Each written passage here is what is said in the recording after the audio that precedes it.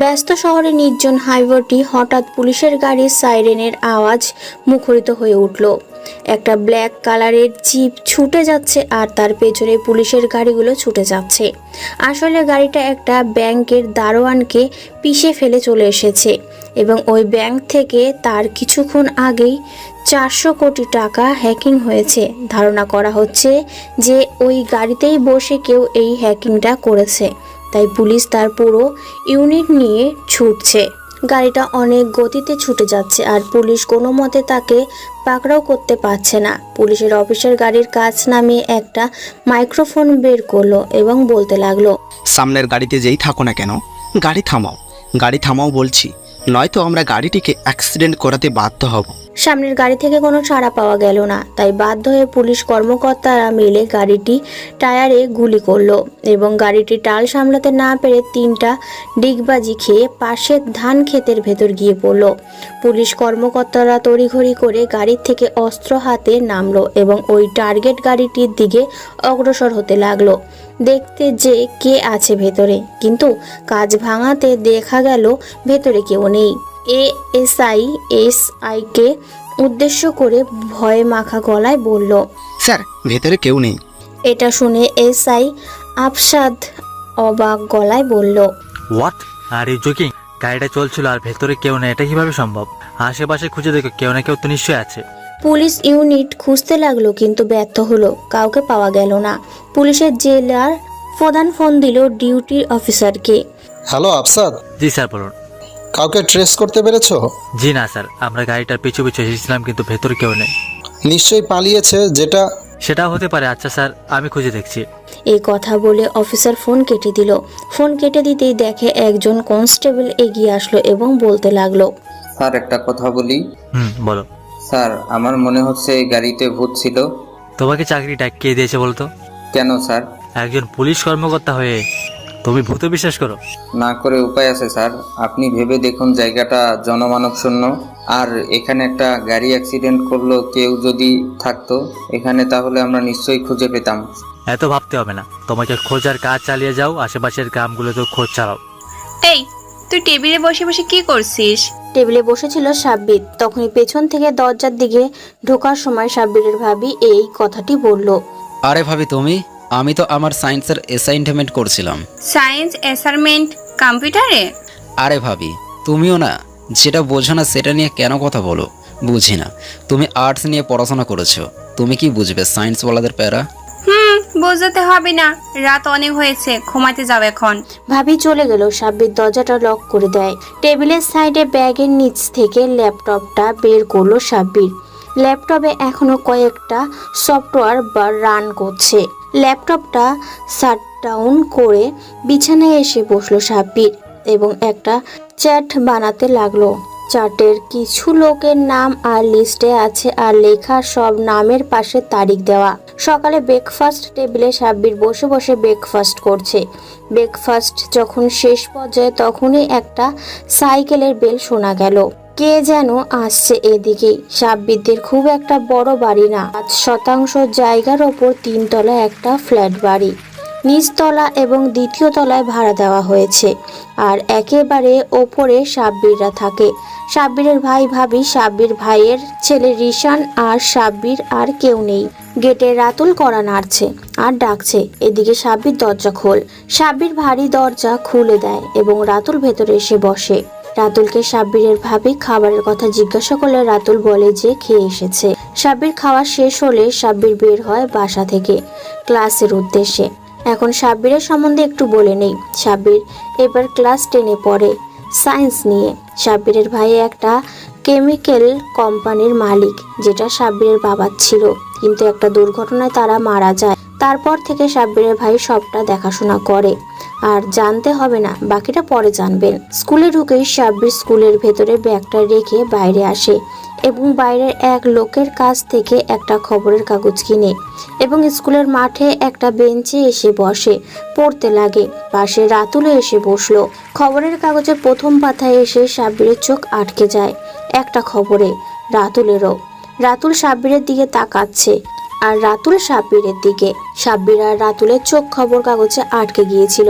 খবরের কাগজে লেখা ছিল যে ভুতুরে হ্যাকারের আক্রমণে অতিষ্ঠ শহর। গতকাল রাত্রে হ্যাক করা হয় আমাদের শহরের সবচেয়ে বড় ব্যাংক। ব্যাংকটির মোট 8 জন মানুষের অ্যাকাউন্ট থেকে 50 কোটি টাকা করে 400 কোটি টাকা হ্যাক হয়ে গেছে। পুলিশ সন্দেহের জোরে একটি গাড়িকে ধাওয়া করলে জানা যায় যে গাড়িটিতে কেউ ছিল না। তাহলে গাড়িটি কে চালাচ্ছিল, ভূত না মানুষ? এই, এটা আমাদের শহরের ব্যাংক না? আমাদের শহরেরই ব্যাংক এটা, কিন্তু হ্যাকারের বিষয়টা একটু ঘোলাটে লাগছে। এইটা কি হ্যাকারের কাজ না কোনো ভূত টুত? আরে বেটা, ভূত কি কম্পিউটার চালাতে পারে নাকি? আমি কি জানি, আজ পর্যন্ত কোনোদিন শুনিনি যে ভূতে কম্পিউটার চালায়। ভূতকে গাড়ি চালাতে দেখেছি, তাও আবার ছবিতে। সেটা তো আমিও দেখেছি। আমার না অনেক শখ, একজন বড় মাপের হ্যাকার হব এবং মানুষের উপকার করব। হ্যাকার হওয়া মুখের কথা না, সাইবার ওয়ার্ল্ডে টিকে থাকতে দম লাগে, দম। আর কি কি লাগে? অনেক পরিশ্রম, দক্ষতা, নিজেকে লুকিয়ে রাখার ক্ষমতা আর একটুখানি ইচ্ছা ভালো কাজ করার। বাস, তুইও হতে পারবি। কিন্তু হ্যাকিং জগতের অনেক ডার্ক সাইড আছে, সেসব থেকে নিজেকে দূরে রেখে চলতে হয়। আচ্ছা, এত সুন্দর সুন্দর কথা বললি, কিন্তু তুই এসব জানিস কিভাবে? আরে আমি কিভাবে জানি মানে? সেটাই তো, তুই কিভাবে জানিস? আমি ওই দিন একটা আর্টিকেল পড়েছিলাম হ্যাকিং নিয়ে, ওইখান থেকে জানতে পেরেছি। বাস এতটুকুই, আর কিছু না। ও আচ্ছা, আমি তো ভাবলাম তুই নিজেই কত বড় হ্যাকার ট্যাকার। হব বেটা, আমি কই আর কই হ্যাকার, আমার মতো জোকার হবে হ্যাকার? হবি হবি, তুই যেগুলো আমাকে বললি সেগুলো নিজেই বল, তুইও হতে পারবি। সাব্বিরের কপালে হালকা চিন্তার ভাঁজ পড়ে। হ্যাঁ, আমিও হ্যাকার হব, হ্যাকার দ্য জোকার। এই সব কথা বলতে বলতে স্কুলের বেল বেজে গেলে সাব্বির আর রাতুল দ্রুত পায়ে স্কুলের দিকে অগ্রসর হতে লাগলো। ক্লাসে ঢুকে সাব্বির আর রাতুল ওদের বেঞ্চে বসে পড়লো। স্যার চলে আসলো এবং ক্লাস নিতে শুরু করলো। আজ ক্লাসটা সাব্বিরের চোখে কেমন যেন ফাঁকা ফাঁকা লাগছে। হ্যাঁ, সাব্বির যা ভেবেছে তাই। আজকে ক্লাসে 2টো মেয়ে আসেনি যাদের সাব্বির গতকাল দেখেছিল। সাব্বির এসব চিন্তা বাদ দিয়ে পড়াশোনায় মনোযোগ দিল। সব ক্লাস শেষে স্কুল ছুটি দিবে। এখন বিকেল প্রায় 4:30, একটু পরে সন্ধ্যা হয়ে যাবে। সাব্বির ক্লাস থেকে বেরিয়ে সাইকেল নিয়ে যেই গেট দিয়ে বেরোবেই তখনই রাতুল পেছন থেকে ডাক দিল। এই বেটা, আমারে ফেলে চলে যাচ্ছিস কেন? দোস্ত, বাসায় কাজ আছে তাই যাচ্ছিলাম আর কি। তোর কিসের এত কাজ বাসায় যে সন্ধ্যার আগেই বাসায় ঢুকে যাস? আমার আবার কিসের কাজ? আসলে বাড়িতে রাত নামার আগেই ঢুকে চাই তো, প্রতিদিন তাই অভ্যাস হয়ে গেছে। ও আচ্ছা, তাহলে চল একসাথে তুই তোর বাসায় ঢুকে যাস আর আমি আমার বাসায় চলে যাব। আচ্ছা চল। সাব্বির আর রাতুল যার যার বাড়িতে যাওয়ার পর রাত প্রায় 11টা বাজে। পুলিশ কন্ট্রোল রুমে একটি ফোন আসে। হ্যালো, পুলিশ কন্ট্রোল রুম, কে বলছেন বলেন? কিলার মেশিন? আরে আজব তো, কিসের মেশিন আর কিসব বলছেন? হোটেল ব্লু সান রুম নাম্বার 167-তে যান। কন্ট্রোল রুম ওই অফিসারের সঙ্গে সঙ্গে পুলিশ পাঠায়। সেই জায়গাতে রুমের ভেতর থেকে কোনো আওয়াজ আসছে না। পুলিশ দরজা ভেঙে ভেতরে ঢোকে এবং একটি বিধ্বস্ত দৃশ্য দেখতে পায়, যা দেখে কয়েকজন মহিলা পুলিশ সেখানে অজ্ঞান হয়ে যায়। পুলিশদের সবার চোখে ভয় আর আতঙ্ক। রুমের বেডের ওপর একটা লাশ রাখা। লাশ বললে ভুল হবে, লাশের কোনো অংশ তার শরীরের সাথে যুক্ত নেই। শরীরটিকে এমনভাবে কাটা হয়েছে যেন কষাই মাংস কেটেছে। মাথাটি সবার সামনে রেখে যা চোখগুলো বেরিয়ে আছে আর জিহ্বাটার সামনে কেটে রাখা আছে। গালের দুপাশে লেখা ইটস ওকে, তার পাশে একটা স্মাইলিল দেওয়া। পা দুটো আর আঙুলগুলো ফ্যানের সাথে ঝুলিয়ে রাখা আছে আর তার পাশেই বড় করে লেখা psycho is on the game, don't try to stop unless you will stop. বাংলায় সাইকো তার লেখা আছে থামাতে এসো না, নিজেই থেমে যাবে। লাশটিকে পোস্টমর্টমের জন্য পাঠানো হলো। পুলিশ কর্মকর্তারা এই কেস আর তার আগের রাতের হ্যাকিং দুটো নিয়ে অনেক চাপে আছে। মিডিয়া আর পলিটিশিয়ানরা অনেক চাপ দিচ্ছে পুলিশদের। গোয়েন্দা সিআইডি ও নেমে পড়েছে, কিন্তু কোনো ক্লু পাচ্ছে না। কোনো সিসিটিভি ফুটেজ না, কোনো ফিঙ্গারপ্রিন্ট আর না ভিকটিমকে মারার কোনো মোটিভ। তাহলে কে করছে এগুলো? সকালে সাব্বির খাবার টেবিলে বসে আছে, তখন ভাবি রুটি আর গরুর মাংসের তরকারি বেড়ে দিল। সাব্বির রুটি আর তরকারি নিয়ে খেতে লাগলো। আহ, কিরে কি হয়েছে? ব্যথা পেয়েছিস নাকি? আরে না, কালকে একটা সায়েন্স প্রজেক্ট বানাচ্ছিলাম, তখন হাত কেটে গিয়েছিল একটু। আরে আরে, কতখানি কেটে গেছে? আর বলছো তেমন কিছু না, মনে হচ্ছে কোনো ধারালো ছুরি দিয়ে কেটে গেছে। আরে ভাবি, তুমিও না প্রজেক্টে ছুরি ব্যবহার করেছি, আর হাত কাটতে পারে না? কাটতেই পারে, দেখি দাও, ব্যান্ডেজ করে দিচ্ছি। আচ্ছা দাও ভাবি। কোনো মতে খাবার খেয়ে সাব্বির উঠে ছাদে যায় ল্যাপটপ নিয়ে। আজ স্কুল নেই, 1 সপ্তাহ বন্ধ স্কুল। ল্যাপটপে কিছু কাজ করছিল, তখনই ওর ফোনে একটা ফোন আসে। রাতুল ফোন দিয়েছে। দোস্ত, আমি একটা বিপদে পড়েছি, তুই এক্ষুনি পুলিশ স্টেশনে যা, পুলিশ নিয়ে আয়। আমাদের বাসার পাশে জঙ্গলে। রাতুলের হঠাৎ এমন কথায় সাব্বির একটু চিন্তায় পড়ে যায়। কি হয়েছে সেটা বল। হয়েছে অনেক কিছুই। আমি একটা হরর ফটোগ্রাফির জন্য আমাদের বাড়ির জঙ্গলে এসেছিলাম। এখানে একটা ডাকবাংলোয় ঢুকে পড়েছিলাম, কিন্তু আমি জানতাম না এখানে দস্যুরা আস্তানা গেড়েছে। ওরা পুরো বাড়িটাকে সিসিটিভি দিয়ে ঘিরে রেখেছে। এতক্ষণে হয়তো জেনে গেছে যে আমি এখানে আছি। তুই কিছু একটা কর, আমি পালাতেও পারছি না। আচ্ছা আমি দেখছি। বলেই সাব্বির ফোন কেটে দেয়। দস্যুরা বসে বসে সিসিটিভি ফুটেজ দেখছিল, তখনই ওরা ক্যামেরায় রাতুলকে দেখতে পায়।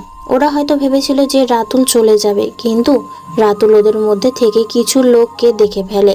রাতুল যদি এখান থেকে বেরিয়ে যায় তাহলে নিশ্চয়ই পুলিশ ডেকে আনবে, তখন ওদের ক্ষতি হবে। তাই ওরা রাতুলের খোঁজে কয়েকজন পাঠায়। ক্যামেরার কারণে রাতুল বেরিয়ে যেতে পারছে না, কারণ ওর লুকিয়ে আছে। এখন কোথাও গেলে সবাই দেখতে পারবে, তাই চুপটি মেরে সিঁড়ির নিচে লুকিয়ে আছে। দস্যুরা ক্যামেরায় রাতুলকে দেখতে পাচ্ছে না। হঠাৎ ওদের ক্যামেরাগুলো বন্ধ হয়ে গেল। কম্পিউটারগুলোতে লেখা উঠলো, you have been hack. Sabbir রাতুলকে ফোন দিল। রাতুল, তুই এক দৌড়ে বেরিয়ে আয়, পিছনে তাকাবি না। আরে তুই আমাকে মারার ধান্দা করতেছি? তোকে বললাম পুলিশ ডাকতে, আর তুই? বাঁচতে চাইলে যেটা বলেছি সেটা কর। আমার কিছু হবে না তো? না হবে না, ইনশাল্লাহ বেরিয়ে আয়।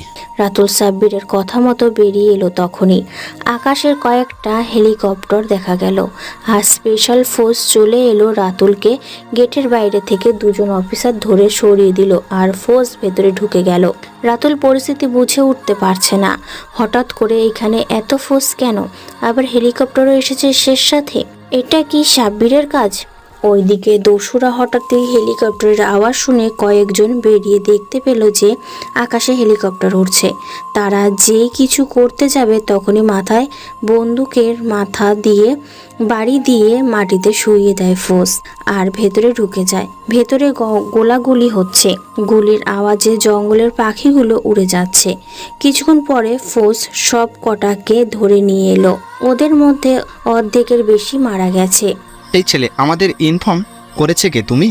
রাতুল এখনও শকড হয়ে আছে। কি হচ্ছে এসব? ওর মাথার ওপর দিয়ে যাচ্ছে। অনেক ভয় পেয়েছে। রাতুল কোনো রকমে মরতে মরতে বেঁচেছে।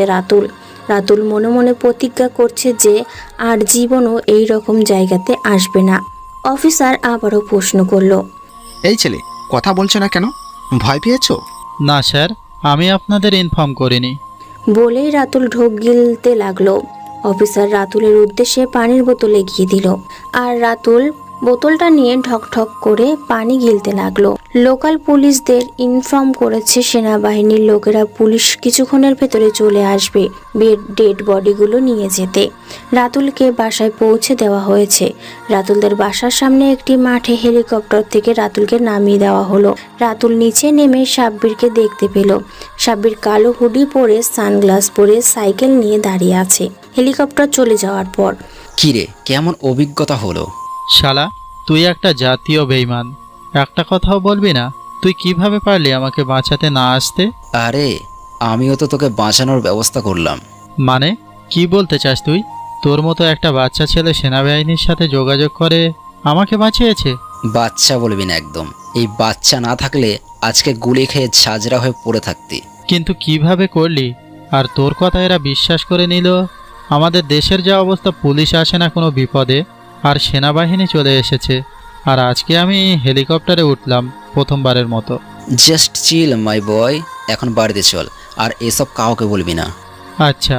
সাব্বির আর রাতুল বাড়িতে আসার পর রাতুল বাসায় বসে বসে ভাবছে। সাব্বিরের মধ্যে নিশ্চয়ই বিশেষ কিছু আছে, আর আমাকে সেটা খুঁজে বের করতে হবে। পরের দিন সাব্বির কালকে কিছুদিনের জন্য ওর খালাতো ভাই মেহেদির বাসায় যাবে ইংল্যান্ড, তাই প্যাকিং করছে। হঠাৎই ফোন বেজে উঠল। টুট টুট টুট করে ফোনটা কেটে গেল। হ্যালো মেহেদি, বল কি অবস্থা? আর কেমন থাকি বল, যেমন ছিলাম তেমনই আছি। কালকেই আসছিস তাই না? হ্যাঁ, কালকে সকালে রওনা দেব। আচ্ছা তাহলে আয়, আর আমার জন্য তেঁতুল নিয়ে আসিস। দেশের তেঁতুলের তুলনা হয় না। আচ্ছা, নিয়ে আসবো। এখন রাখি, ভালো থাকিস। পরের দিন সকালে সাব্বির ভাই ভাবি সবার থেকে বিদায় নিয়ে গাড়ি নিয়ে এয়ারপোর্টে যাচ্ছে। এয়ারপোর্টে যাওয়ার পথে গাড়িটা একটা সিগন্যালে দাঁড়ালো। সিগন্যাল বিরক্ত লাগছিল সাব্বির, তাই ক্রস রোড দিয়ে বিশেষ গাড়িও যাচ্ছিল না, তবুও সিগন্যাল আছে। সাব্বির ল্যাপটপ বের করে কিছু একটা করলো। সিগন্যালের টাইম অর্ধেক হয়ে গেল। অনেকে ব্যাপারটা লক্ষ্য করলো কিন্তু বুঝতে পারলো না কি হচ্ছে। সাব্বির জানালার কাজ সরিয়ে একটু বাইরে তাকালো। তখনই দেখতে পেল পাশের রোডে একটি গাড়ি দিয়ে একটা মেয়ে বাইরে আর এক গাড়ির বাচ্চাদের সাথে খেলা করছে এবং বিভিন্ন মুখভঙ্গি করে ভেঙচি কাটছে। ব্যাপারটা সাব্বির এনজয় করতে লাগলো, আর না চাইতেও অজান্তেই সাব্বিরের মুখে একটা হাসি ফুটে উঠল।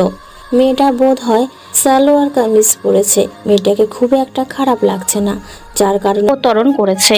প্লেন ছাড়ার সময় হয়ে গেছে। সাব্বির বসা থেকে উঠলো, উঠেই চারপাশে তাকালো, কি যেন খুঁজছে। হ্যাঁ, সাব্বির ওই মেয়েটিকেই খুঁজছে।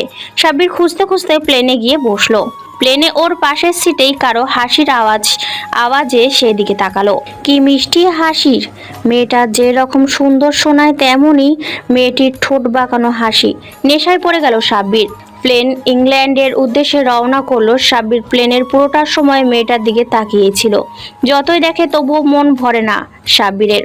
অনেকবার চেষ্টা করেও মেয়েটির সাথে কথা বলার সাহস জুগিয়ে উঠতে পারল না। ছেলেরা এমনিই হয়, চ্যাট করতে গিয়ে যতই বকবক করুক না কেন, যখন তার ভালোবাসার মানুষের সামনে দাঁড়িয়ে থাকে আর সুযোগ থাকে নিজের ভালোবাসা প্রকাশের, তখন সাহসে কুলিয়ে উঠতে পারে না।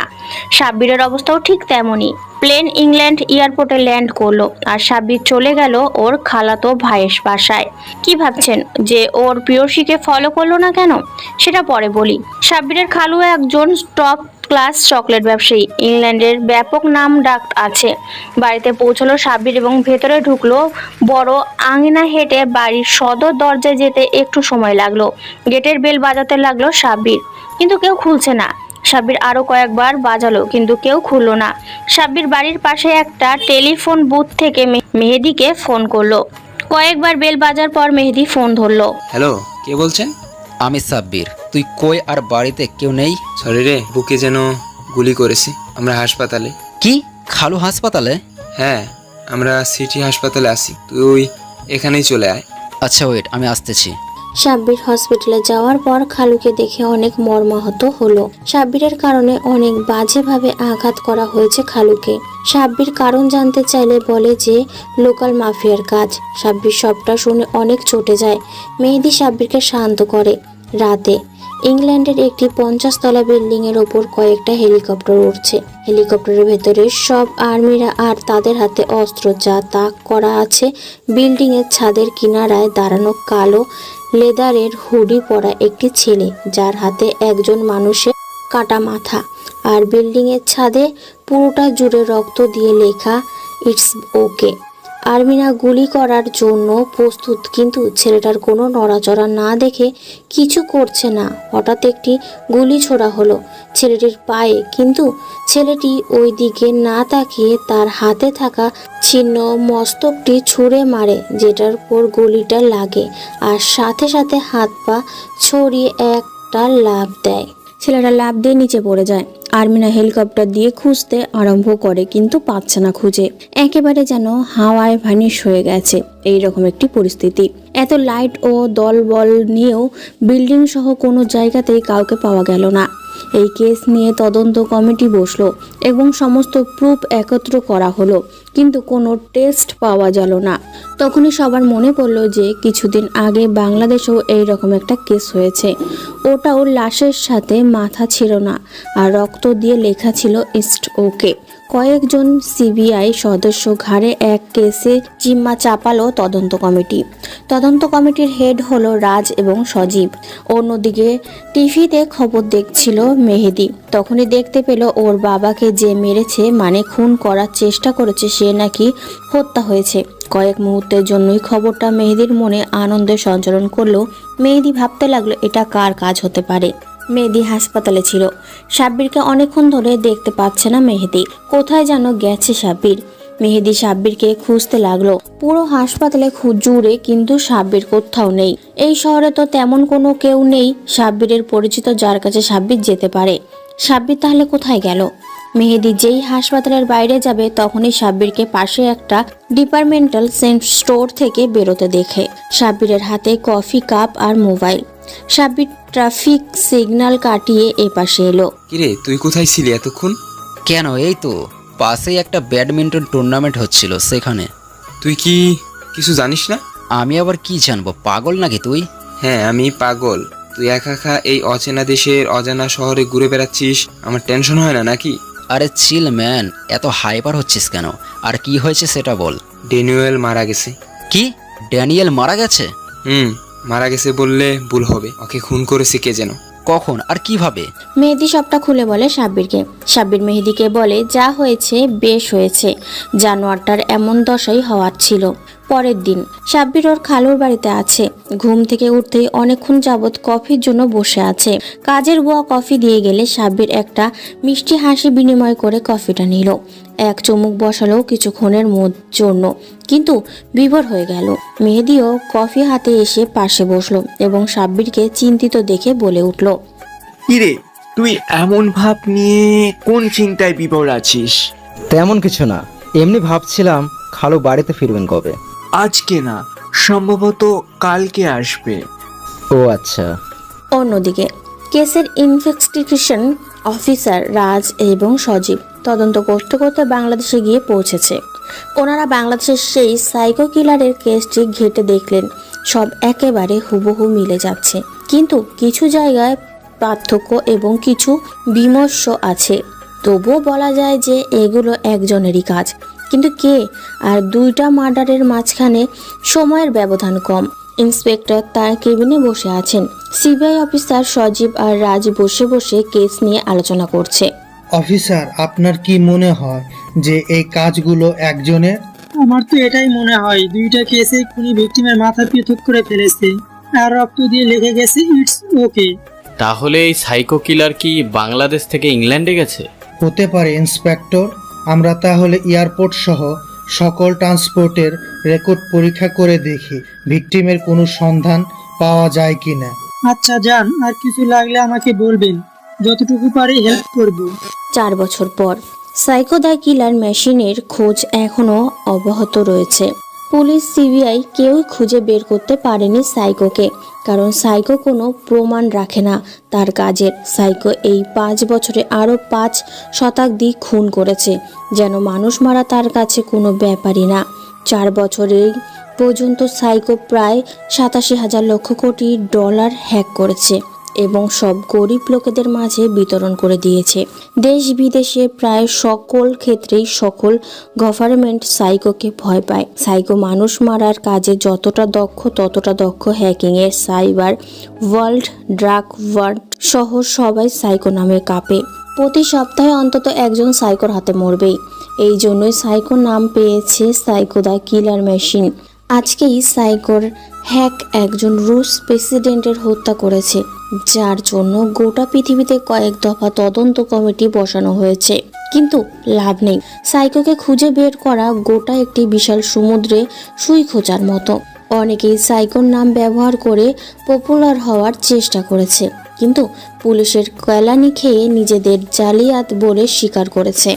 ব্রিটিশ কাউন্সিল দাবি করে যে ব্রিটিশ আর্মিরা সাম্প্রতিক একটি অভিযানে সাইকোকে মেরে দিয়েছে, কিন্তু এসব ভুল প্রমাণ হয় যখন সাইকো তার টুইটার অ্যাকাউন্টে একটি টুইট করে যে আমাকে মারবে, আমাকে মারবে? আমাকে তো তখনই মারতে পারবে যখন ওই খোদা আমার উদ্দেশ্যে মালাকুব মৌতকে প্রেরণ করবে।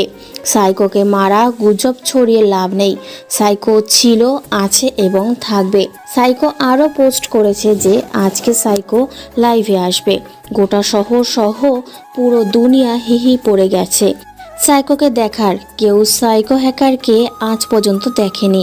কেমন নাম শুনেছেন? সাইকো আজকে লাইভে আসছে, যাকে দেখার জন্য হিটি পড়ে গেছে সবাই। অনকন এবং সর্বকালের কুখ্যাত সাইকো কিলারকে আজকে সবাই দেখবে। সাইকোকে বিখ্যাত করেছে তার সমাজ সেবা আর কুখ্যাত করেছে তার 5 শতাধিক মার্ডার। ঘড়িতে টিক টিক টিক আওয়াজ হচ্ছে, যার দিকে তাকিয়ে আছে গোটা দুনিয়ার মানুষ। রাশিয়া, ফ্রান্স, ভিয়েনাথ, England, France, America, Bangladesh, India সহ পৃথিবীর প্রায় সকল দেশেই সাইকো কিলার অনেক জনপ্রিয়, আবার অনেকে ভয়ের কারণ। ঘড়িতে 7টা বাজে। হ্যাঁ, এখনই সাইকো লাইভে আসবে। টিভি চ্যানেলগুলোর সকল প্রোগ্রাম বন্ধ হয়ে যেতে লাগলো এবং সাইকোর সম্প্রচার শুরু হলো। সব টিভি চ্যানেলে, মোবাইলে কেবল সাইকোকে দেখা যাচ্ছে। সাইকো সবার ফোন, কম্পিউটার হ্যাক করে নিয়েছে, যার জন্য সব এখন সাইকোর কন্ট্রোলে। সারা পৃথিবীর প্রায় অধিকাংশ স্যাটেলাইট দখল নিয়ে নিয়েছে সাইকো কিলার। সাইকো ক্যামেরা থেকে হাত সরিয়ে নিল। চেহারা দেখা যাচ্ছে না, কেবল কালো হুডি পরা একটা ছেলেকে দেখা যাচ্ছে, যে একটা লাইটের নিচে বসে আছে। আর পেছনে একটা বড় দেয়াল জুড়ে কেবল মানুষের নামের লিস্ট। কেমন আছেন সবাই? আশা করি ভালো নেই, কারণ আমি ভালো থাকতে দিইনি। এটা শুধু তাদেরই বললাম যারা আমার টার্গেট লিস্টের আশেপাশে আছেন। আর যারা কোনো সমাজ বিরোধী অপকর্ম করেন না, তাদের আমাকে ভয় পেতে হবে না। আমি ভিলেন না, আমি শুধু একটা নাম। আমি একজন মানুষ, কিন্তু আমাকে আপনাদের থেকে পৃথক করেছে আপনাদের মধ্যে থাকা কিছু লিডার, কিছু লোক, কিছু চোর আর কিছু থাক আর নাই বললাম। এখন আপনাদের মনে প্রশ্ন জাগতেই পারে যে আপনি নিজেই তো অনেক বড় মাপের খুনি আর চোর, তাহলে অন্যদের শাস্তি দেওয়ার অধিকার কোথা থেকে পান? হ্যাঁ, আমি খুনি, কিন্তু আমি মানুষ খুন করি না। আমি সমাজের, রাষ্ট্রের, পৃথিবীর থেকে কীট মানে পোকা মারছি, মানুষ না, কারণ এরা মানুষের কাতারে পড়ে না। আর যে ভাই আর বন্ধুরা আমাকে এখন ট্র্যাকিং করার চেষ্টা করছেন, তাদের বলছি লাভ নেই ব্রো। আমি ধোঁয়াশা, আমি অন্ধকার, আমি এমন একজন যে নিজের অস্তিত্ব নিজেই খুঁজে বেড়াই। তাহলে আপনারা আমাকে কিভাবে খুঁজবেন? কিভাবে? আর কিছু বলার নেই। আমি আমাকেই খোঁজার চেষ্টা করে লাভ নেই। আইন শৃঙ্খলা বাহিনীর যারা আছেন আর সাইবার এক্সপার্ট, সবাই যার যার কাজ করুন। আমাকে ছাড়াও আরও অনেকে আছে, তাদের খুঁজে বের করুন, শাস্তি দিন। আমি প্রকাশ্যে খুন করি আর ওরা অন্তরালে। Happy life and be careful, because আপনিও হতে পারেন আমার নেক্সট টার্গেট।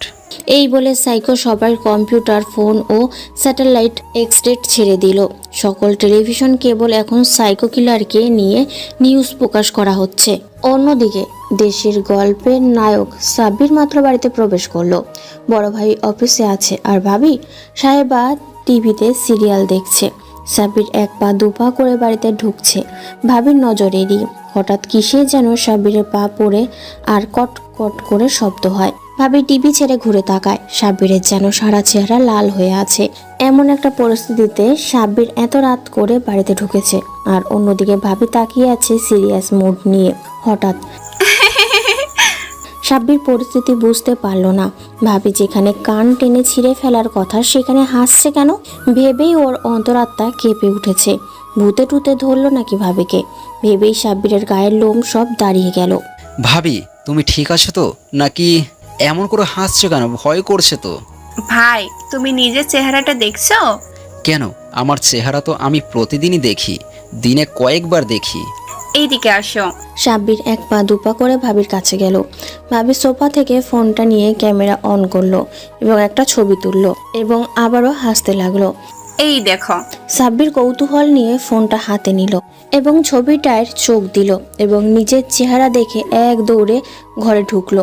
ভাবি এখনো বাচ্চাদের মতো হেসেই চলেছে, যেন আজকে সব হাসি হেসে নেবে। সাব্বির ঘরে গিয়ে আয়নার সামনে দাঁড়ালো।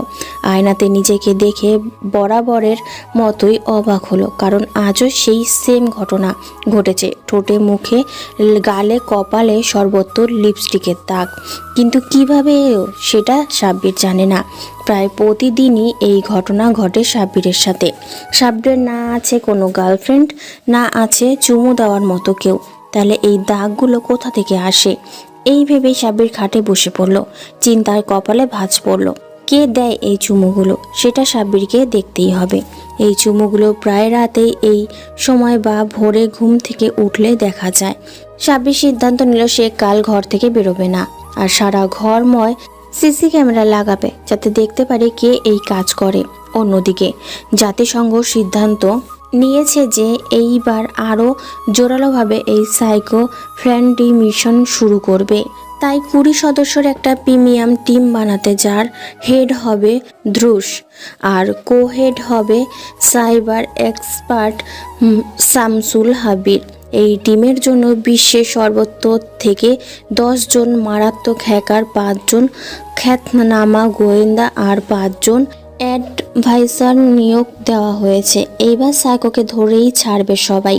তাই সাইকো লাইভ ডাটা ট্রান্সমিশন থেকে আবারও তদন্ত শুরু করবে ধ্রুস, আর দায়িত্ব পেয়েছে শামসুল হাবিব। সাব্বিরের ক্যামেরার অর্ডার দিয়েছে। কিছুক্ষণ পরেই কেউ একজন সাব্বিরকে মেসেজ দিল ফোনে। সাব্বির দোতলা থেকে তাই বারান্দায় গেল। বারান্দায় গিয়ে নিচে তাকিয়ে দেখলো একটা কালো হুডি পরা ছেলে দাঁড়িয়ে আছে, যার হাতে কিছু একটা, যেটা সাব্বিরের দিকে তাক করা। সাব্বির হাত দিয়ে ইশারা করলো কাছে যেতে। ছেলেটি বারান্দার একদম নিচে এসে দাঁড়ালো। সাব্বির একটা দড়ি নামালো নিচে, যেটাতে ওই ছেলেটা তার হাতে থাকা একটা ব্যাগ দড়িতে বেঁধে দিল।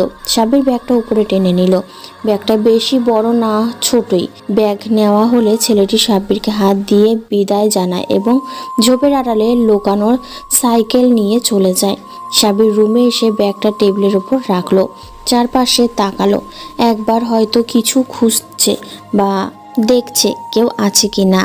চারপাশে তাকিয়ে সাব্বির টেবিলের ড্রায়ারটা টান দিল এবং একটা ছুরি বের করে সেলোটেপ আর পেঁচালো। ব্যাগটা থেকে একটা প্যাকেট বের করে নিল। ফোনের বক্সের মতো কিছু ছিল। সাব্বির বক্সটা খুলে ফেললো এবং ভেতর থেকে বেরিয়ে এলো 3টা ক্যামেরা, যেগুলো সাইজ একটা আঙুলের 3 ভাগের 1 ভাগ হবে, মানে অনেক ছোট। এছাড়াও একটা মিনি কন্ট্রোলার আর অ্যান্টেনা। হ্যাঁ, এতক্ষণে বোঝা গেল যে সে সাব্বির কি করতে চলেছে। সাব্বির ক্যামেরাগুলো ওর রুমের 3 কোণায় লাগিয়ে দিল, যাতে ফাঁস হয় এবং সমাধান হয় লিপস্টিকের দাগের রহস্য। ক্যামেরাগুলো সহ সব স্ট্যাপার করে সাব্বির একটু ল্যাপটপটা হাতে নেয়। ল্যাপটপে কয়েকটা ইনক্রিপ্টেড মেসেজ ছিল, যেগুলো সাব্বির ডিক্রিপ্টেড করলো এবং কিছু দেখতে পেল যা ওর টনক নাড়িয়ে দিল। সাব্বির অনেক চিন্তিত হয়ে পড়ল যে কি করবে সেটা ভেবে। ওর অস্তিত্ব এখন ঝুঁকিতে আছে। কে যেন ওকে কিছু ছবি পাঠিয়েছে, যেগুলো সার্ভার ওয়ার্ল্ডের তুফান উঠিয়ে দিবে। সাব্বির বারান্দায় গিয়ে দাঁড়িয়ে পকেট থেকে সিগারেট বের করলো এবং ধরিয়ে টানতে লাগলো। আহা, মাথাটা একটু টেনশন মুক্ত হলো। না, আমার মাথা গরম করলে চলবে না। যা করতে হবে সব ঠান্ডা মাথায় করতে হবে। সাব্বির সিগারেটটা শেষ করে ল্যাপটপটা নিয়ে বসলো।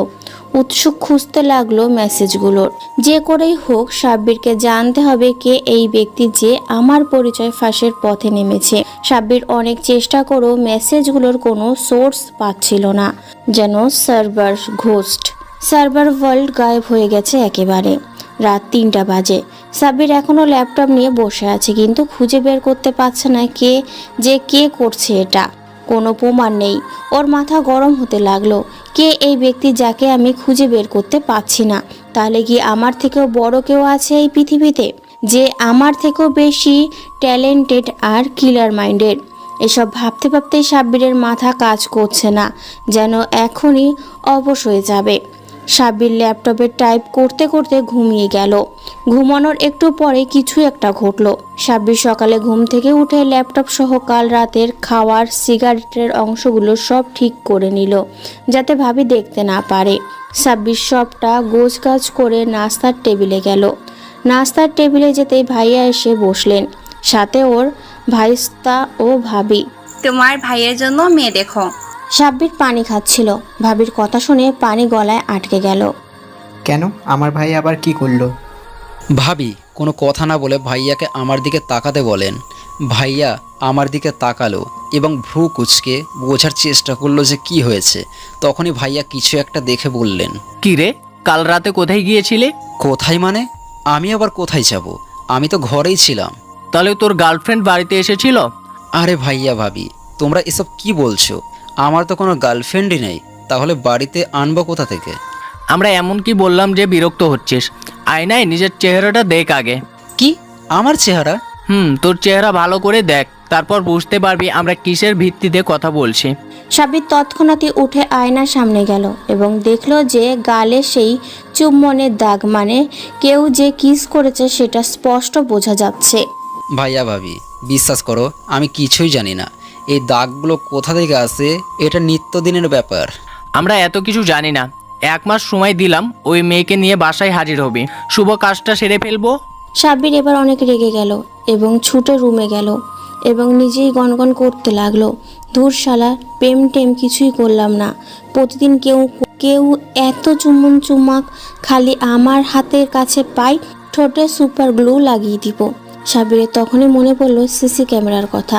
সাব্বির একটা বিজয়ের হাসি হাসলো এবং ল্যাপটপটা হাতে নিল। ল্যাপটপে ক্যামেরাগুলো গতকাল রাতের ফুটেজগুলো চেক করতে লাগলো। ফুটেজ চেক করে কিছু পাচ্ছিল না সাব্বির। তখনই একটা ফুটেজে সাব্বিরের চোখে পড়ল। রাত 3:45। বারান্দা দিয়ে সাব্বির দেখতে পেল অনেক বাতাসের মতো কুয়াশার রুমে ঢুকতে লাগলো এবং ওই কুয়াশার আদলে দেখা যাচ্ছিল একটা মেয়েলি অবয়ব। চেহারা দেখা যাচ্ছিল না। সাব্বির ভেবে পাচ্ছিল না যে এত রাতে এত উঁচু বিল্ডিংয়ে এই কোন মেয়ে কিভাবে উঠলো, আর এই মেয়েকে যে এই কাজ করে আমার সাথে। সাব্বির ফুটেজ জুম করলো। ভিডিওটিতে মেয়েটা আস্তে আস্তে সাব্বিরের কাছে এসে বসলো এবং চেহারার দিকে খানিকক্ষণ তাকিয়ে রইল। তারপর মাথায় হাত বুলিয়ে দিতে লাগলো। আস্তে আস্তে মেয়েটা সাব্বিরের কাছে আসতে লাগলো এবং একটু পর পরই থেমে থেমে চুমু দিতে লাগলো। সাব্বির একটা বিজয়ের হাসি হাসলো, এটা ভেবে সে চোর ধরা গেছে। সাব্বির ভাইয়া ভাবিকে যেই ডাক দিবে এটা দেখানোর জন্য, তখনই ভিডিওতে আর একটা জিনিস দেখে সাব্বির থেমে গেল। সাব্বির ল্যাপটপে দোষীকে দেখে ভাইয়া ভাবিকে ডাক দিবে, তখনই দেখতে পেল যে মেয়েটি হঠাৎ করেই হাওয়ায় মিলিয়ে গেল। সাব্বির ভয়ে ভয়ে ল্যাপটপটা বন্ধ করলো এবং ভাবতে লাগলো, এটা আমি কি দেখলাম? ইহা আল্লাহ, ওটা কি ছিল? ভূত নাকি আবার? কিন্তু ভূত হলে আমার গালে চুমু খাই কেন? গালটাই তো খেয়ে নিতে পারে সাব্বির। না, আমাকে এর গোড়ায় পৌঁছাতে হবে এবং রহস্যগুলোর সমাধান করতে হবে, যে করেই হোক। রাত 2টা। আর্মি ক্যাম্পের ভেতরে কিছু লোকের কথা বলছে। স্যার, আমাদেরকে এই বিষয়টা নিয়ে তদন্ত করতে হবে।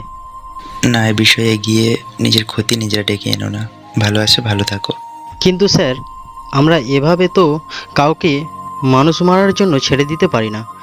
আর ও তো একটা মনস্টার, মানুষ মারে মশার মতো। এত বেশি কথা বলো কেন? আসতে বলো, কেউ শুনে ফেলবে। আর সাইকো যদি এটা জানতে পারে তাহলে আমরা শেষ। তখনই ওই কক্ষের দরজায় কে যেন কড়া নাড়ে, ঠক ঠক ঠক ঠক। কেউ কি বাইরে আছে নাকি? এত রাতে আবার কে? দেখো, কোনো অফিসারের হয়তো কিছু দরকার হয়েছে। একজন আর্মি অফিসার উঠে গেলেন দরজা খোলার জন্য।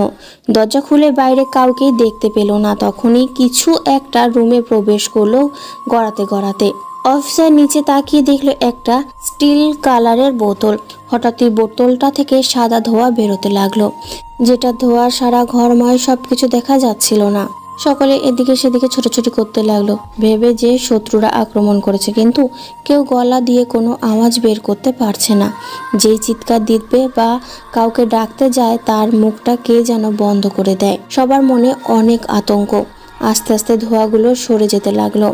আরমিনা সবাই তাকিয়ে দেখতে পেল একজন লম্বা চওড়া যুবক বয়সী একটা ছেলে কালো হুডি পরে দাঁড়িয়ে আছে, মুখে কঙ্কালের ডিজাইনের রুমাল বাঁধা, চোখে একটা হাসি, আর হাতে সাইলেন্সার লাগানো একটা বন্দুক, আর পায়ের পাশে কয়েকটা ধারালো ছুরি।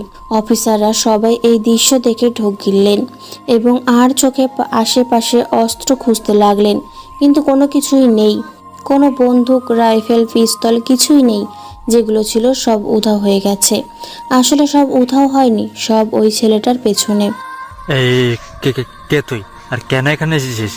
ছেলেটা কিছুই বলল না, ডান হাতের পিস্তলটা উঁচু করলো এবং বুক বরাবর একটি গুলি করলো। গুলিটা বুকের হৃদয়পিণ্ড ফুটো করে পেছনে অন্য পাশ দিয়ে বেরিয়ে গেল। অফিসারের মুখ দিয়ে রক্ত বের হয়ে এলো ঝর্ণার মতো, আর অফিসার সোজা ধপাস করে মাটিতে শুয়ে পড়লেন। আর নেই, উনি মারা গেছেন। এই দৃশ্য দেখে আরেকজন হামলা করতে গেলে ছেলেটা বাঁ হাতে ছুরিটা হামলা করার জন্য প্রস্তুত করে। অফিসার সোজা হয়ে ছেলেটার মাথায় ঘুষি মারতে গেলে ছেলেটা হাঁটু গেড়ে বসে পড়ে এবং ছুরিটা দিয়ে পায়ের উল্টো পিঠে প্যাঁচ প্যাঁচ করে দুটো টান দেয়। ওই লোকটা মাটিতে হাঁটু গেড়ে বসে পড়ে, আর বসে পড়ার সাথে সাথেই ছুরিটা গলায় বসিয়ে দেয় ছেলেটা। এইবার আর একজন গেল না, তিনজন একেবারে যায় হামলা করতে। ছেলেটা একটা মুচকি হাসি দেয়, যেটা রুমালের বাইরে থেকেও বোঝা যায়। লোকগুলো সব ভয় পেয়ে যায় এবং থেমে যায়। এই কে রে ভাই তুই, আর আমাদের মারছিস কেন? ছেলেটা আস্তে করে ফিসফিসিয়ে বলল, সাইকো। এটা শোনার পর যারা বেঁচে ছিল তাদের চোখ যেন কোঠর থেকে বেরিয়ে আসার উপক্রম, ভয়ে সবার কলিজা শুকিয়ে যাওয়ার উপক্রম। কোনো মতে দাঁড়িয়ে আছে দুজন, বাকি একজন তো ভয়ে মাটিতে লুটিয়ে পড়েছে। সবাই এতক্ষণ যাকে নিয়ে কথা বলছিল সেই বিপদ নামধারী আয়রা আমাদের সামনে দাঁড়িয়ে আছে। আজ আমাদের মৃত্যু নিশ্চিত। সাব্বির যেই ওর ভাইয়া ভাবিকে খবর দিবে সেই মেয়েটা দেখানোর জন্য তখনই দেখতে পেল যে মেয়েটা ধোঁয়ায় মিলিয়ে গেল, যেন হাওয়ায় মিশে গেল। এটা দেখে আর কাউকে ডাকতে গিয়েও ডাকার সাহস পেল না সাব্বির। সাব্বির ভিডিওটা আরো কয়েকবার দেখলো, বোঝার চেষ্টা করলো যে আসলে ঘটনাটা কি, কিন্তু ভিডিওতে বারংবারই একই ঘটনা দেখে খানিকটা না অনেকটাই বিচলিত হলো। ভাবলো যে হয়তো কোনো গ্রাফিক বা 3D এন্টারজেক যেমনটা সাইকো ব্যবহার করে তার ভিডিওটাকেও ভালো করে সব অ্যালেট থেকে দেখানো, ব্যাপারটাকে বোঝার জন্য। কিন্তু কিছু না বুঝতে পেরে সাব্বির এবার নিজেকেই খুব অসহায় মনে করতে লাগলো, কেননা ও কোনোদিনই কারো কাছে হার মানেনি।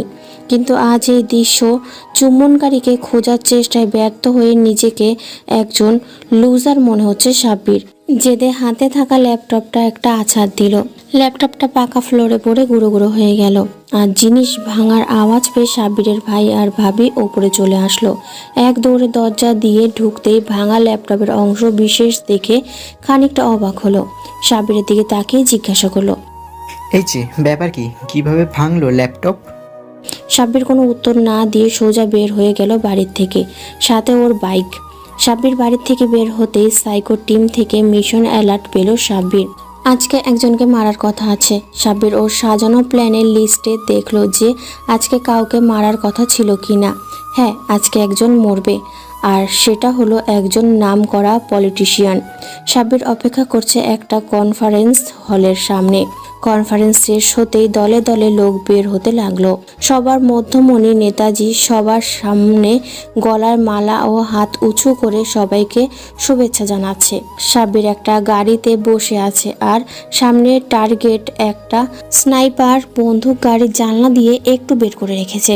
আর অন্যদিকে আজকের কোনোভাবে সাইকোর ফ্লাইনাট বা জানতে পেরে গেছে সাইকো কিলার মিশনের কথা এবং ওত পেতে বসে আছে সাইকোকে ধরার জন্য। টিম হেড রুশকে ইনফর্ম করেছে cyber expert Shamsul Habib. Sir, আজকে আমাদের যে করেই হোক সাইকোকে ধরতে হবে, সেটা ছলে বলে কৌশলে যেভাবেই হোক না কেন। হ্যাঁ মিস্টার শামসুল হাবিব, আমাদেরকে আজকে নিজের সর্বোচ্চ প্রচেষ্টা চালাতে হবে। তাই তারা প্রস্তুতি নিয়ে বসে আছে সাইকো আসার। গুলি যে কোনো সময় চলতে পারে। এই নেতা জনগণের টাকা মেরে খায় আর কলেজের মেয়েদের বেশ্যাবৃত্তি করতে বাধ্য করে। অনেক মা বোনের ইজ্জত নিয়ে খেলা করেছে এই শালা। একে এবার পরপারে পাঠাবে সাব্বির মানে সাইকো কিলার। সাব্বির ফায়ার করলো। গুলিটা নেতাজির বুকে লাগলো ঠিক হৃদয়পিণ্ডর বরাবর। ফিনকি দিয়ে রক্ত বেরোতে লাগলো। নেতাজির বুক দিয়ে সাব্বিরকে কেউ একজন দেখে ফেললো।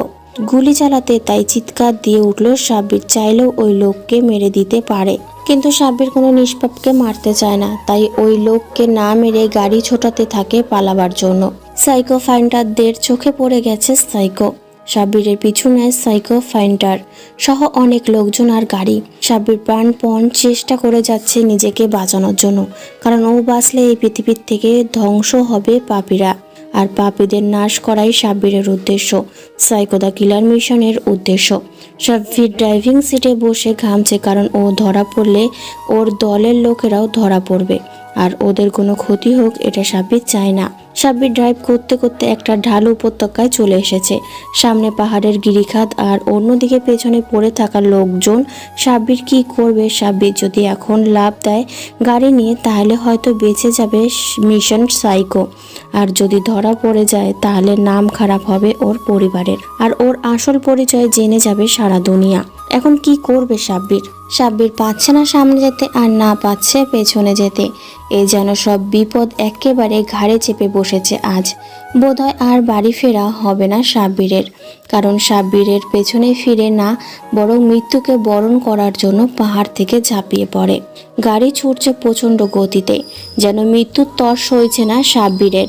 সাব্বির আজ বিপাকে, কারণ যদি ধরা পড়ে যায় তাহলে সাইকো মিশন অসম্পূর্ণ থেকে যাবে।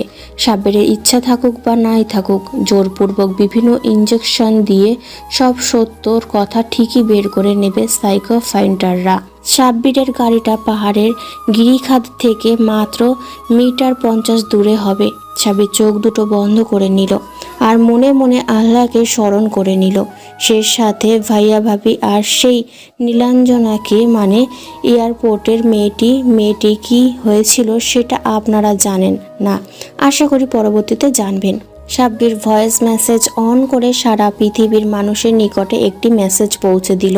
সাইকো কোনো মানুষ না যে মরবে, সাইকো একটি ব্যাধি যেটি জন্ম নেয়। কিন্তু মানুষ নামে জানোয়ারদের কারণে আজ আমি মরছি না, যদিও মরি অমর হয়ে থাকবো আপনাদের কাছে, গোটা পৃথিবীর কাছে। আর আমার শত্রুর শান্তি নিঃশ্বাস ফেলো না, কারণ সাইকো কখনোই মরবে না। এই মেসেজটি সেন্ড হওয়ার সাথে সাথে গাড়িটি টায়ারে একটা গুলি এসে লাগলো, যেগুলো ছোড়া হয়েছিল পেছনের গাড়িগুলো থেকে।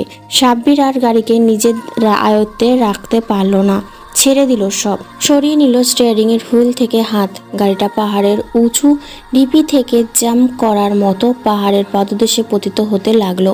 সাইকো ফান্টাররা ওখানে এসে এই জিনিসটা একেবারে আশা করেনি।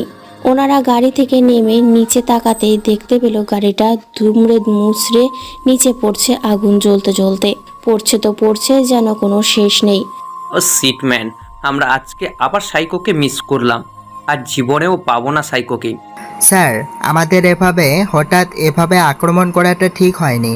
প্ল্যানিং করে সবটা করা উচিত ছিল, কারণ আমরা ভুলেই গিয়েছিলাম সে অন্য সাধারণ কোনো অপরাধের মতো না। এ হলো সাইকো দ্য কিলার, যার রক্তের প্রতিটা কণিকাতে একটা করে ছোট্ট ব্রেন বিদ্যমান। হ্যাঁ, তুমি ঠিক বলেছো, কিন্তু সাইকোর মার্ডারের একটা রিপোর্ট তো বানাতে পারি এখন। সেটা কিভাবে স্যার? আমরা তো সাইকোর ব্যাপারে আগামাথা কোনো কিছু জানি না।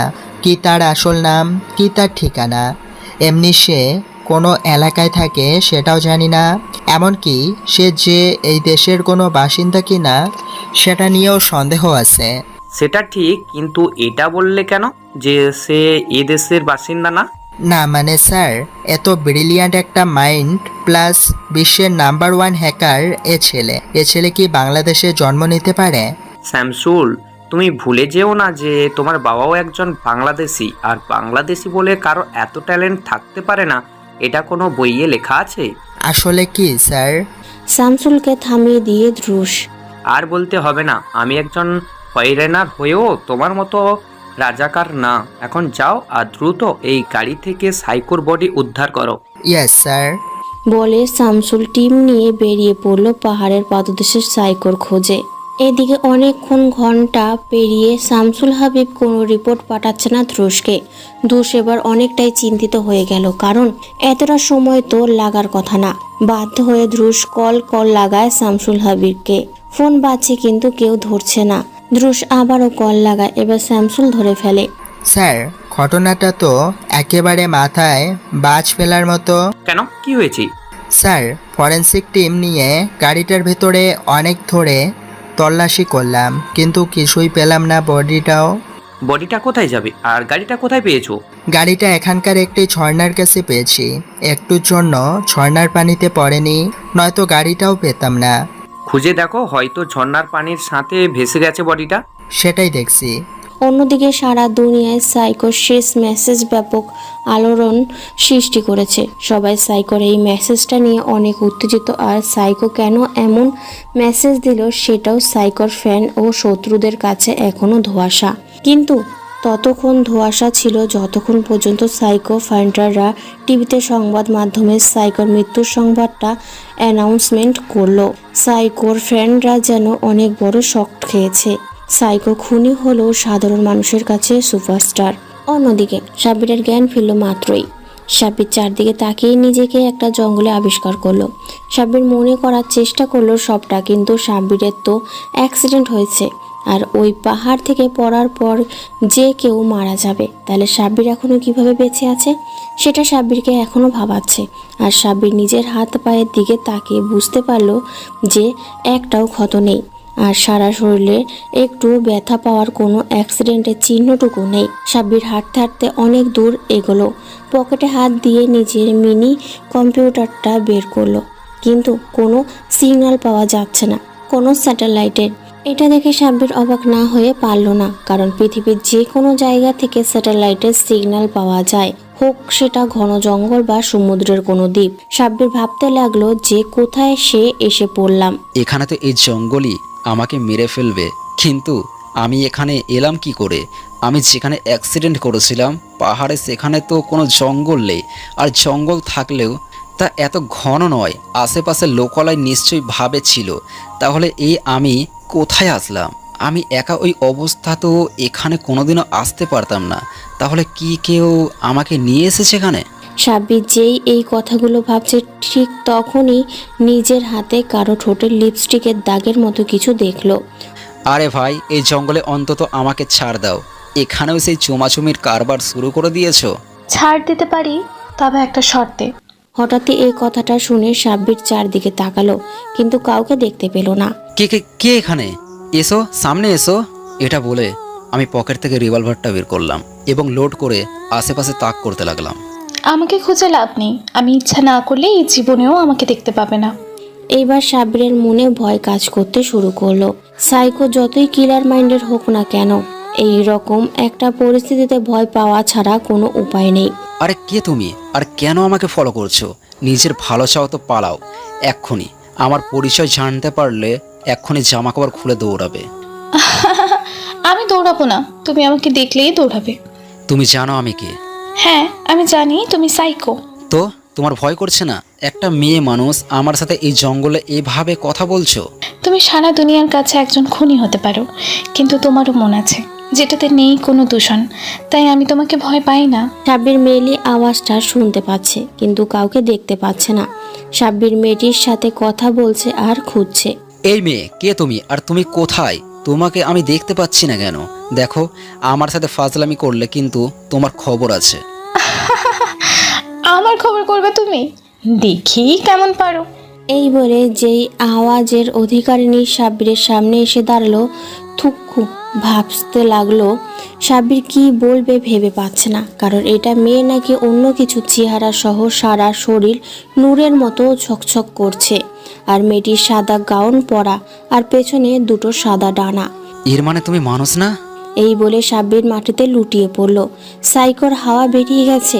সাব্বিরের যখন জ্ঞান ফিরল, তখন কারো চেহারা নিজের উপর অনুভব করলো, যেন কেউ তাকিয়ে আছে হুবু হয়ে। এই মেয়ে, আমার দিকে এভাবে তাকিয়ে আছো কেন? আরে ভাই, তুমি তো মেয়েই না, আল্লাহ মাবুদ জানে তুমি কি জিনিস। এই ছেলে, বেশি কথা বললে ঘাড় মুটকে দেব। কি? তুমি জানো আমি কে? দিব্যি জানি। আর তুমি যতগুলো মার্ডার করেছো সব আমার ইশারায় করেছো। আমি বলেছি তাই তুমি করেছো। তুমি যখন লাশগুলোকে কাটতে তখন আমি সাইডে বসে বসে দেখতাম। কি? আমি ঠিক বুঝলাম না, বুঝিয়ে বলো। আমি তোমার ইশারায় মার্ডার কেন করতে যাব? আমি পাপি তাপি খারাপ লোকেদের শাস্তি দিয়েছি, এতটুকুই। এখানে তোমার ইচ্ছা প্রসঙ্গ কোথা থেকে আসলো? বুঝতে পারবে, আগে আমাকে বলতে দাও পুরোটা। বুঝতে গেলে তোমাকে আরও 15 বছর আগে যেতে হবে, মানে ফ্ল্যাশব্যাকে যেতে হবে। আমি বলছি, তুমি শোনো। আর আমার নাম হলো আমিরা। সাব্বির, তুমি জানো তোমার বাবা মায়ের আসল পরিচয়? হ্যাঁ, এটা জানি যে আব্বু একজন কেমিস্ট ছিলেন আর আম্মু হালকা পাতলা জানতেন। না, তুমি ভুল জানো। তোমার আব্বু আর আম্মু রাশিয়ার দুজন নাম করা জেনেটিক্যাল ইঞ্জিনিয়ার ছিলেন। আর তোমার আব্বু ছিলেন একজন হাফ ব্লেডেড, মানে অর্ধেক মানুষ আর অর্ধেক অ্যাঞ্জেল। কারণ তোমার দাদাও একজন এঞ্জেল ছিলেন আমার মতো।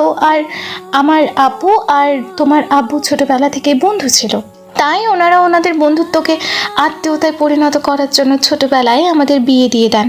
তখন আমি সব কিছুই বুঝতাম, কিন্তু তুমি ললিপপ ছাড়া কিছুই চিনতে না। নিজের বউকে তো দূরের কথা। আহারে কষ্ট রে, টুরু কষ্ট। বেশি হাসলে কানের 2 আঙুল নিচে একটা মারবো। আমি সিরিয়াস কথা বলছি, আর উনি দাঁত সবগুলো বের করে হাসছেন। আচ্ছা, আর কিছু বলবো না, তোমার তো আর বিশ্বাসই নাই। তো যা বলছিলাম, তোমার আব্বু আম্মু অনেক ভালো সায়েন্টিস্ট ছিলেন, আর ওনারা কোনো দুর্ঘটনায় মারা যাননি, ওনাদের হত্যা করা হয়েছিল। কি? কারা মেরেছে? শুধু নাম বলো একবার। এক একটা এমনভাবে মারবো যেন মৃত্যু ওদের দেখে ভয় করে। সাব্বির, শান্ত হও। রেগে গিয়ে লাভ নেই, কারণ কেউই বেঁচে নেই। সবাইকে তুমি মেরে দিয়েছ, মানে আমি তোমাকে দিয়ে তাদের মারিয়েছি। কি? হ্যাঁ, তুমি এতদিন যাদের যাদের মেরেছো সবাই তোমার বাবা মায়ের মৃত্যুর জন্য কোনো না কোনোভাবে দোষী। কিন্তু ওনারা আমার বাবা মাকে কেন মারলো? কি দোষ ছিল তাদের? তাহলে শোনো, তোমার বাবা মায়ের কোনো দোষ ছিল না। দোষ তো তাদের ছিল, কারণ তারা সবাই জেনেটিক্যাল ইঞ্জিনিয়ারিংয়ের খারাপ ব্যবহার করে বিভিন্ন মানুষের পশুকে নিয়ে আলাদা প্রাণী বানাতো। আর এটাই শেষ না, ওরা আমাদের একজনকে, মানে একজন এঞ্জেলকে কিভাবে যেন ধরে ফেলে আর তাকে মেরেও ফেলে। মেরে ফেলার পর ওই এঞ্জেলের লাশ থেকে তারা বিভিন্ন স্যাম্পল কালেক্ট করে আমাদের মতো হতে চেয়েছিল, কিন্তু তারা জানতো না যে তোমার বাবাও একজন এঞ্জেল। তাই তারা ওই স্যাম্পলগুলোকে তোমার বাবার কাছে টেস্ট করার জন্য পাঠায়, আর তোমার আব্বু সেটা ধরে ফেলে আর তাদেরকে মানা করে দেয়। আর এটাও বলে দেয় যে ওরা যে বেআইনি পদ্ধতি অবলম্বন করে ক্লোনিং করার চেষ্টা করছে সেটা সবাইকে জানিয়ে দেবে। তাই ওই দিন ল্যাবে আগুন লাগিয়ে দেয়, আর আমি অনেকক্ষণ পর সেটা জানতে পারি। আর সেখানে গিয়ে দেখি তোমার আব্বু আর আম্মু মারা গেছে, আর তুমি এক সাইডে বেহুশ হয়ে পড়ে আছো। আমি তখন অনেক ছোট ছিলাম, তবু অনেক কষ্ট করে তোমাকে উদ্ধার করি। এর মানে তুমি আমার জীবন বাঁচিয়েছো? তোমার জীবন বাঁচাইনি, আমার স্বামীর জীবন বাঁচিয়েছি। তুমি তো আমার স্ত্রী, তাই না? হ্যাঁ, অবশ্যই। কোনো সন্দেহ আছে? তাহলে আমাকে না জানিয়ে প্রতিদিন আমায় কিস করে যেতে কেন? সেটা তোমাকে বলবো কেন? আমার স্বামীকে আমি চুমু দেই, জড়িয়ে ধরি, আদর করি, সেটা আমার ব্যাপার। আসছে আমার স্বামী স্বামী করতে। আমিরা, আমাদের দুনিয়ার খবর কি এখন? সবাই জানে যে সাইকো মানে তুমি মারা গেছো। ও, তাহলে তো বাড়িতে যাওয়াই যায়। যাওয়া যায়, কিন্তু আমাকে রেখে যেতে পারবে না। গেলে আমাকেও নিয়ে যেতে হবে। আরে বাচ্চাদের মতো কাঁদো কেন? আমি তোমাকে নিয়ে যাব। আগে গাছ থেকে নামো আর মানুষের মতো হও। সাব্বিরের কথা মতো আমিরা গাছ থেকে নেমে যায় আর নিজের পাখাগুলো ভেতরে ঢুকিয়ে নেয়। এখন ঠিক আছে? ঠিক আছে। তো বাড়িতে যাবে কিভাবে? হেঁটে না উড়ে? তোমার মতো পরি বউ থাকতে কি হেঁটে যাওয়া যায়? চলো উড়ে উড়ে। জো হুকুম মেরে স্বামী। খালি স্বামী স্বামী করো আর 3 মাইল দূরে দাঁড়িয়ে থাকো। বুঝি না তুমি আমার বউ নাকি অন্য কারোর। এই ব্যাপার বলেই আমি সাব্বিরের একেবারে সামনে এসে দাঁড়াই, যেন একজনের নিঃশ্বাস আর একজন শুনতে পাচ্ছি। এভাবে কাছে এসো না, খারাপ কিছু হয়ে যাব। খারাপ কি হবে? তুমি আমার স্বামী, আমি তোমার বউ, যা হবে ভালোই হবে। ও মা, তাই নাকি? আচ্ছা, দেখা যাবে। এখন বাসায় চলো। আমিরা সাব্বিরকে জড়িয়ে ধরলো আর উড়ে উড়ে যেতে লাগলো সাব্বিরের বাসার সামনে। বাড়ির বেল বাজাচ্ছে সাব্বির। কে আসলো এখন আবার? দরজা খুলে। আরে সাব্বির, কোথায় ছিল এতদিন? আমি তো ভাবলাম কোথাও উড়ে গেছো। মানে? এই আপু, তুই ঢং করা বাদ দে, আমাদের ভেতরে ঢুকতে দে। আমিরার কথা শুনে আমি বেবকুফ হয়ে গেলাম। আপু মানে? এই আমিরা, উনি তোমার আপু হয় নাকি? ও সরি, গলতি সে মিস্টেক হয়ে গেছে। তোমাকে বলতে ভুলে গেছি যে তোমার ভাবি আমার বড় বোন হয়। আসলেই, কিন্তু ভাবি তুমি আমাকে কোনোদিন এসব বলনি কেন? কিভাবে বলবো, আর বললেই তুমি বিশ্বাস করে নিতে? সেটাও ঠিক। এই আপু সর, ভেতরে ঢুকতে দে, বাইরে পুলিশ ওকে খুঁজছে। কেন খুঁজবে? কেউ কি চিনি নাকি সাব্বিরকে? সবাই চিনে সাইকোকে, আর সাইকো মারা গেছে, তাই খোঁজাখুঁজির কিছুই নেই। চিল মারো। তোমাদের সব কথা আমার মাথার উপর দিয়ে যাচ্ছে ভাবি।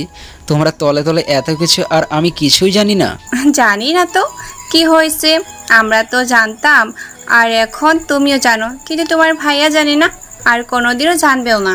আচ্ছা ভাবি বাদ দাও, এই যে আমার বউ আমিরা, তুমি তো জানোই, আর কি বলবো। আমি ভেতরে গেলাম, আমি প্রচুর ক্লান্ত, আর ভাইয়াকে কিভাবে ম্যানেজ করবা এটা তোমার ব্যাপার। এই সাব্বির, আমাকে রেখেই চলে যাবা? কোথায় যাব? উপরে তলায় যাচ্ছি, তোমার যেতে মন চাইলে তুমিও আসো। আমি যাব না, এটা কোনো কথা? আমি ওপরে ঘুমাতে গেলাম, আর আমিরাও আমার সাথে। আমি বিছানায় পড়তেই ঘুমিয়ে গেলাম। অন্যদিকে শ্যামসুল, ব্যাপারটা আমার মাথায় ঢুকছে না, সাইকো কোথায় গেল? স্যার, এটা তো সারা দুনিয়ার মানুষের কথা। সবাই সাইকো লাশ দেখতে চাইছে, কিন্তু সাইকোকে আমরা কোথায় পাবো? সাইকো মারা গেছে এটা আমরা জানি, কিন্তু লাশ ছাড়া কিভাবে প্রুফ করব? একটা কাজ করো, একটা বেওয়ারিশ লাশ এনে পুড়িয়ে সবাইকে দেখিয়ে দাও। এত প্রেসার আর মাথায় নেওয়া যাচ্ছে না। Okay sir. এই ঘটনা 3 বছর পর। সাব্বির এখন একটা সফটওয়্যার কোম্পানির মালিক, আর আমিরা এক বাচ্চার মা। মানে সাব্বিরের একটা ছেলে হয়েছে, আর তার নাম রাখা হয়েছে আহিল। অন্যদিকে আজকের সাইবার ওয়ার্ল্ডের একটি মেসেজ আবারও সবাইকে ভাবাচ্ছে। সেটি হলো সাইকো কোনো মানুষ না যে মরবে, সাইকো একটি চিন্তা ভাবনা যার কোনো মৃত্যু নেই।